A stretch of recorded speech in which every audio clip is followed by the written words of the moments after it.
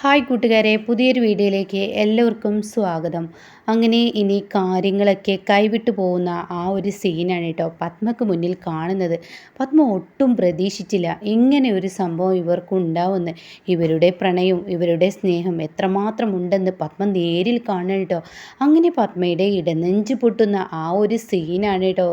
എത്ര കെട്ടിപ്പിടിച്ചിട്ടും എത്ര ഇവർക്ക് അങ്ങോട്ടും ഇങ്ങോട്ടും എന്തൊക്കെയോ പറയാനുള്ളത് പോലെ ആ പ്രവൃത്തികൾ കാണുമ്പോൾ പത്മക്ക് തന്നെ കലി കയറാണ്.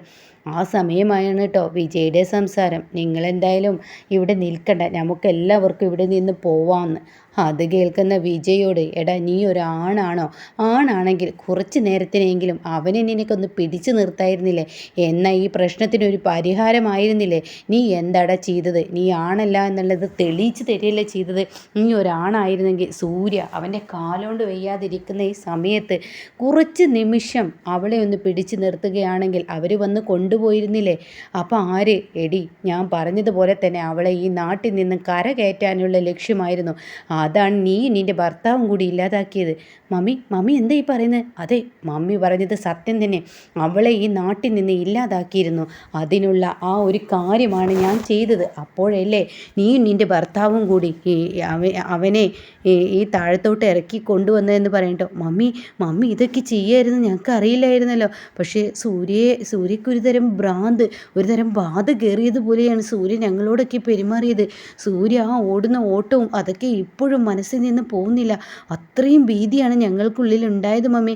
നിങ്ങൾ മിണ്ടണ്ട. എന്നിട്ട് എന്നെ കുറ്റപ്പെടുത്താൻ വന്നിരിക്കുന്നു രണ്ടെണ്ണം. മിണ്ടതെ പോയിക്കോ എന്ന് പറയാനിട്ടോ.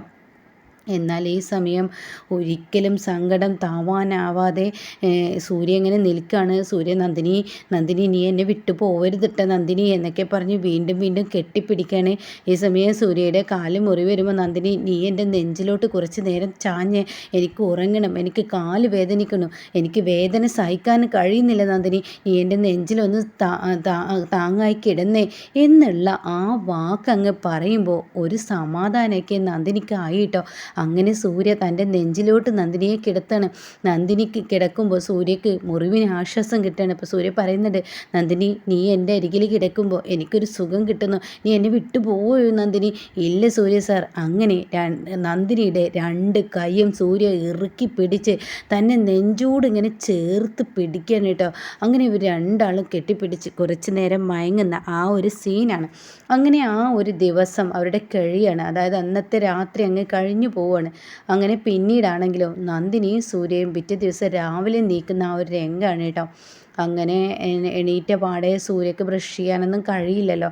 അപ്പോഴേക്കും ഒരു പാത്രമൊക്കെ എടുത്ത് കൊടുന്ന് പേസ്റ്റ് കൊടുത്ത് അതിലോട്ട് ബ്രഷ് ചെയ്യിപ്പിച്ച് കാര്യങ്ങളൊക്കെ ഇങ്ങനെ നല്ല ഭംഗിയായി തന്നെ ഇങ്ങനെ ചെയ്തും കൊണ്ടിരിക്കുകയാണ്. അപ്പോൾ സൂര്യ നന്ദിനി എന്ന് പറഞ്ഞിട്ട് നന്ദിനിയെ ഇങ്ങനെ കണ്ണ് മിഴിവെട്ടാതെ ഇങ്ങനെ നോക്കിക്കൊണ്ടിരിക്കുകയാണ് കേട്ടോ.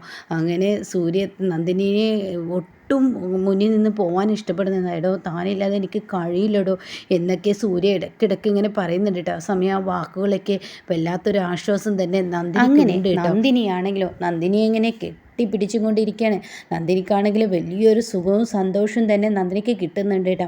അങ്ങനെ നന്ദിനിയാണെങ്കിലോ സൂര്യക്ക് ബ്രഷ് ചെയ്യിപ്പിക്കുന്നു, പിന്നീട് ഡ്രസ്സ് മാറ്റി കൊടുക്കുന്നു, കുളിപ്പിക്കുന്നു. അതൊക്കെ ഒരു ടവൽ വെച്ച് മേലൊക്കെ തുടച്ചെടുക്കുകയാണ്. മേലെ മൊത്തത്തിൽ തുടച്ചെടുത്ത് ഡ്രസ്സൊക്കെ മാറ്റി കൊടുക്കുമ്പോഴും നന്ദിനിയെ ഹിമവെട്ടാതെ ഇങ്ങനെ നോക്കുകയാണ്.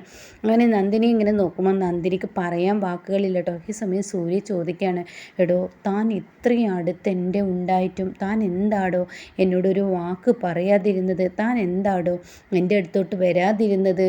അപ്പോൾ ഈ സമയം നന്ദിനിക്ക് അവിടെ എന്താ പറയേണ്ടതെന്ന് അറിയില്ല. നന്ദിനി, ഞാൻ പറഞ്ഞത് നീ കേട്ടില്ലേ? ഞാൻ ചോദിച്ചത് നീ ഉത്തരം തന്നില്ല. നീ പറ നന്ദിനി, നീ എന്താടോ എൻ്റെ അടുത്തോട്ട് വരാതിരുന്നത്? എത്ര തവണ ഞാൻ നന്ദിനി എന്ന് പറഞ്ഞ് നിന്നെ വിളിച്ചു. പക്ഷെ ആ സമയമൊന്നും നീ എൻ്റെ അടുത്തോട്ട് ഓടി വന്നില്ലല്ലോ. എന്തുകൊണ്ട് നീ ഓടി വന്നില്ല എന്ന് ചോദിക്കുമ്പോൾ തനിക്കവിടെ ഉത്തരം പറയാൻ കുറച്ച് ബുദ്ധിമുട്ടുണ്ട് കേട്ടോ. അങ്ങനെ നന്ദിനിയാണെങ്കിൽ സൂര്യ സാർ ഇപ്പോൾ മയക്കത്തിലോട്ട് സൂര്യ സാർ ഉറങ്ങിയാൽ മാത്രമാണ് മുറിവ് ഉറക്കം കിട്ടുള്ളൂ. സംസാരിക്കാൻ ഇനിയും നമുക്ക് നേരമുണ്ടല്ലോ. അപ്പോൾ കാര്യങ്ങളൊക്കെ ഭംഗിയായി തന്നെ നടന്നല്ലോ. എനിക്ക് സൂര്യ സാറിനെ കാണണമെന്ന് എൻ്റെ ദേവിയോട് ഞാൻ പ്രാർത്ഥിച്ചു. ആ സമയം അതെനിക്ക് നടന്നു. ആദ്യം ഞാൻ ദേവിക്ക് മുന്നിൽ അതിന് നന്ദി പറഞ്ഞിട്ട് വരാമെന്ന് പറഞ്ഞ് നന്ദിനി താഴോട്ട് പോവാണ്. പിന്നീട് നന്ദിനി അവിടെ ഒരു പൂജയൊക്കെ ചെയ്യുന്നുണ്ട് ദേവിയുടെ മുന്നിൽ. ദേവി, ഞാൻ വിളിച്ച ആ സമയത്ത് തന്നെ എൻ്റെ ദേവി എന്നെ കൈവിട്ടില്ലല്ലോ എന്നൊക്കെ പറഞ്ഞിട്ട് ദേവിയുടെ മുന്നിൽ ഇങ്ങനെ ഉപ്പി പ്രാർത്ഥിക്കുകയാണ്. എന്നിട്ട് ഒരുപാട് സങ്കടങ്ങൾ നന്ദിനി പറയുന്നുണ്ട്. എൻ്റെ സൂര്യ സാറിനെ കാണണമെന്ന് പറഞ്ഞപ്പോൾ ഒരു കുന്നോളം എനിക്ക് എൻ്റെ മുന്നിലോട്ട് മോഹങ്ങൾ തന്ന എൻ്റെ ദേവിയെ ഒരിക്കലും ഞാൻ മറക്കില്ല എന്നൊക്കെ പറഞ്ഞ് ഇങ്ങനെ പ്രാർത്ഥിക്കുകയാണ് കേട്ടോ. അങ്ങനെ ഈ പ്രാർത്ഥനകളൊക്കെ ഇങ്ങനെ കേൾക്കുമ്പോൾ ഉടൻ തന്നെ പറയാൻ വാക്കുകളില്ല. അത്രയും സന്തോഷത്തോടു കൂടി ഇപ്പുറത്ത് രാജു ഇങ്ങനെ നിൽക്കുന്നുണ്ട്. അങ്ങനെ നന്ദിനി പറയാണ്, എൻ്റെ സൂര്യ സാറിൻ്റെ കാലിലെ മുറിവ് പെട്ടെന്ന് മാറ്റിത്തരണേ, അദ്ദേഹത്തിന് യാതൊരു കുഴപ്പമില്ലാതെ ഇനി നീട്ടി നടക്കണേ, അദ്ദേഹത്തിന് ഇനി മുറിവ് വന്ന് പരീക്ഷിക്കല്ലേ, എന്നെയും സൂര്യ സാറിനെ ഇനി ഒരിക്കലും ഇങ്ങനത്തെ ആപത്തിൽ പെടുത്താതിരിക്കണേ എന്നൊക്കെ പറഞ്ഞ് പ്രാർത്ഥിച്ച് പൂജയൊക്കെ കഴിഞ്ഞ് ആ പ്രസാദവുമായി തൻ്റെ റൂമിലോട്ട് കയറി ചെല്ലുമ്പോൾ പെട്ടെന്ന് കാണാം സൂര്യ കരയുന്ന കേട്ടോ. നന്ദിനി നന്ദിനി നീ എന്നെ വിട്ടേച്ച് പോവല്ലേ. അപ്പോൾ സൂര്യ നല്ല ഉറക്കത്തിലാണ്. ഈ ഉറക്കത്തിനിടയിലാണ് സൂര്യ ഇത് പറയുന്നത്, നന്ദിനി നന്ദിനി നീ എന്നെ ഇട്ടേച്ച് പോവല്ലേ, എനിക്ക് പേടിയാവുന്നു, നന്ദിനി നീ എന്നെ ഇട്ടേച്ച് പോവല്ലേ എന്ന് പറഞ്ഞ് കരയുമ്പോൾ നന്ദിനി എന്ത് സൂര്യ സാർ എന്ന് ചോദിക്കുന്നുണ്ട് കേട്ടോ. ആ സമയം പറയണം, നന്ദിനി നീ എന്നെ ഇട്ടേച്ച് പോവല്ലേ, എനിക്ക് നീ പോയ പേടിയാണ്, എനിക്ക് ഭയമാണ്, കണ്ണടക്കാൻ പേടിയാവുന്നു, നന്ദിനി നീ എന്നെ ഇട്ടേച്ച് പോവല്ലേ, ഞാനിവിടെ ഇല്ലേ സൂര്യ സാർ എന്ന് ചോദിക്കുമ്പോൾ നീ എന്നെ ഇട്ടേച്ച് പോകരുത് കേട്ടോ, എനിക്ക് താങ്ങില്ല, നീ ഇല്ലാതെ എനിക്ക് ഇനി കഴിയില്ല നന്ദിനി, നീ എന്നെ ഇട്ടേച്ച് പോവോ, ഇല്ല സൂര്യ സാർ ഒരിക്കലും പോവില്ല. അപ്പോൾ ഞാൻ ചോദിക്കട്ടെ നന്ദിനി, നീ എന്തുകൊണ്ട് ഇത്രയും ദിവസം എൻ്റെ മുന്നിലോട്ട് നീ വരാതിരുന്നത്, എന്താണ് നീ എൻ്റെ മുന്നിലോട്ട് ഇത്രയും ദിവസം നീ എത്താതിരുന്നത്, നീ അല്ലാതെ എനിക്ക് കഴിയില്ല നന്ദിനി, നീ ഇത്രയും ദിവസം എവിടെയായിരുന്നു നന്ദിനി എന്നൊക്കെ ഇങ്ങനെ ചോദിക്കുകയാണ്.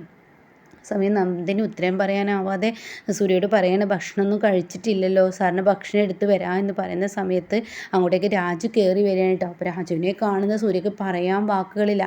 അങ്ങനെ സൂര്യ ചോദിക്കാൻ, നീ ഇത്രയും ദിവസം എവിടെയായിരുന്നു രാജു, നിന്നെ എത്രയും ഞാൻ വിളിച്ചു, നീ എവിടെയായിരുന്നു എന്ന് ചോദിക്കാണ്. അത് പിന്നെ സാർ എന്താ, അത് പിന്നെ ഞാൻ ഈ അവസ്ഥയിൽ കിടന്നപ്പോൾ നീയൊന്നും എൻ്റെ അടുത്തോട്ട് വന്നു പോലും ഇല്ലല്ലോ, ഞാൻ എങ്ങനെ വരാനാണ് സാർ, പത്മ മേഡം എന്നോട് വിലങ്ങി വെച്ചിരിക്കുകയാണ്, പത്മ മേഡവും ഇതുപോലെ ഇന്ദ്രജ മേഡവും വിജയ് സാറൊക്കെ ഇങ്ങോട്ടേക്ക് വരരുതെന്ന് പറഞ്ഞിട്ടുണ്ട്, അത് പ്രകാരമാണ്. എന്ത് വരരുതെന്നോ? അതെ വരരുതെന്ന് പറഞ്ഞിട്ടുണ്ട് സാറ് ഇനി എല്ലാ സത്യം മര്യാദക്ക് പറയൂ രാജു, ഇനി ഒന്നും നീ എന്നോട് മറച്ചു വെക്കണ്ട, വള്ളി പുള്ളി തെറ്റാതെ നീ എല്ലാം എന്നോട് പറയൂ എന്ന് പറയട്ടോ. അങ്ങനെ ഈ സമയം നന്ദിനി അതായത് സൂര്യക്ക് ആ അപകടമുണ്ടായത് മുതൽ നന്ദിനി മേഡം ഒരു വലിയൊരു കാര്യമാണ് ചെയ്തത്. നന്ദിനി മേഡം സ്വഭാവമൊക്കെ മാറി ഇന്ദ്രജ മേഡത്തിനെ അടിച്ചു. അതിനുശേഷം വീട്ടിലോട്ട് വന്ന് പിറക്കി വിടാൻ നോക്കുമ്പോൾ ആ താലിയുടെ പവർ കാണിച്ച് ഒരിക്കലും ഞാൻ ഈ വീട്ടിൽ നിന്ന് ഇറങ്ങില്ലെന്ന് പറഞ്ഞ് പത്മ മേഡത്തിന് നേർക്ക് വിരൽ ചൂണ്ടി.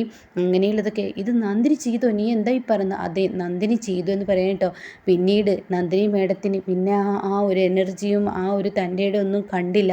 പിന്നീട് നന്ദിനി മേഡത്തിൻ്റെയും നന്ദിനിയുടെയും എൻ്റെയും ഇങ്ങനെ ആ ഒരു മൊബൈൽ വാങ്ങി വെച്ചു എന്നുള്ളതൊക്കെ പറയാൻ കേട്ടോ. അപ്പോൾ ഈ സമയം ഈ കഥകളൊക്കെ കേൾക്കുമ്പോൾ, എന്നാലും നിങ്ങൾ എന്നിലോട്ട് വരാതിരുന്ന ഞങ്ങൾക്ക് ഇങ്ങോട്ടേക്ക് വരാൻ കഴിയില്ല, സാറ് വിളിക്കുമ്പോഴൊക്കെ ഞങ്ങൾ ഇങ്ങോട്ടേക്ക് ഓടി വരാൻ ശ്രമിക്കുമ്പോൾ സാറ് ഞങ്ങളെ തടയുകയാണ്. അതിനുശേഷം സ്ലേറ്റിൽ ഞങ്ങളിങ്ങനെ എഴുതിയിട്ടു, സാറ് കണ്ടു എന്നാണ് കരുതിയത്, പിന്നീട് പല വഴികളും ഞങ്ങൾക്ക് നോക്കി, പക്ഷേ എത്താൻ കഴിഞ്ഞില്ല, അതുകൊണ്ടാണ് എന്നൊക്കെ പറഞ്ഞ് കരയാണ്. ഇത് കേട്ടിട്ടാട്ടോ നന്ദിനി വരുന്നത്. നന്ദിനി നീ ഇത്രയും പീഡനങ്ങൾ അനുഭവിച്ചിട്ടും നീ ഒന്നും ഇവിടെ അനുഭവിച്ചിട്ടില്ലാത്തതുപോലെ നിൽക്കാൻ നിന്നെക്കൊണ്ട് എങ്ങനെ കഴിയുന്നു എന്ന് ചോദിക്കുകയാണ്.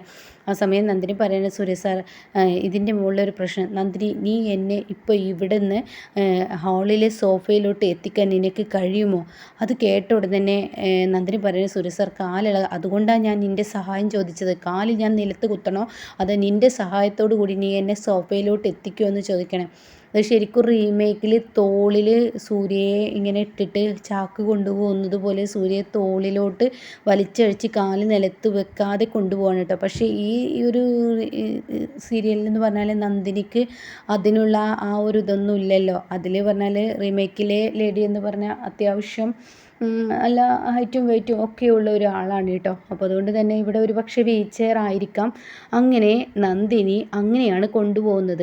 അങ്ങനെ ഹോളിലോട്ട് ഇരുത്താണ്. ഇതേസമയം രാജനോട് പറയണം, ഓരോരുത്തരെയും എൻ്റെ മുന്നിലോട്ട് എത്തിക്കണം, വേദയും എത്തിക്കണം, അതുപോലെ തന്നെ ഇന്ദ്രജ എത്തണം, വിജയ് എത്തിക്കണം എന്ന് പറയുന്നുണ്ട്. പക്ഷേ ഇവിടെ വേദ ഇപ്പം മിസ്സിങ് ആണ്, അതെന്തുകൊണ്ടാണെന്ന് അറിയില്ല.